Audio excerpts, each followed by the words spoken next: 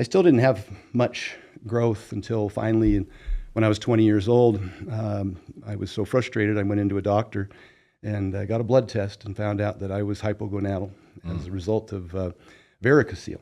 So hypogonadal, just for the audience, even though they probably know, but Yeah. how would you define? 145, I think, was the testosterone level at the time. And So it's like anything under the reference range, essentially? yeah. And that was, for me, it was because of varicocele, which is not, doesn't always result in, hypogonadism, but for a large percentage of those are, and that the varicocele is a vein that doesn't drain from the testicular area, so it accumulates heat and restricts blood flow, and so you just don't have the sperm production, or the testosterone production can be suppressed. Yeah, I would love to flesh that out a little bit more too, because I think a lot of people, when they get on hormones, especially HRT too, they see a transient snapshot in time in their blood work. It shows, oh, I'm at 224 total tests. I must need TRT.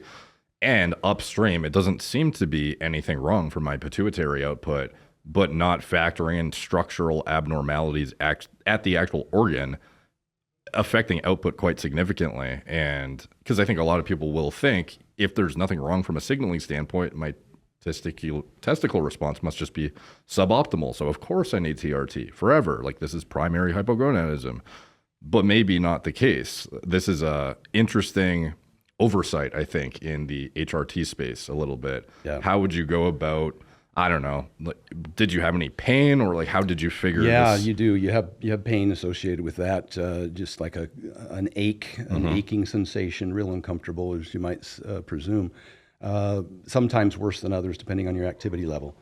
And so, but I wasn't in the position to afford surgery at the time, nor did I know much about it. It was well over 10 years later before I actually got the surgery. But I went on TRT at the time with the doctor that I had seen, and that was, one shot a test a week is what it was, which was 200 milligrams a week, which by today's standards is pretty good. That's a while ago too. I'm kind of interested that you were able to get that. Yeah, and I started to see pretty significant results from that, and then of course I kind of went off script there with the doc as things started to get better and better, and bumped up the dose over the years, and so I was. That's how I started to. When I really started to see results is when I was when I was completely my testosterone was sufficient, and the calories and the training was all sufficient.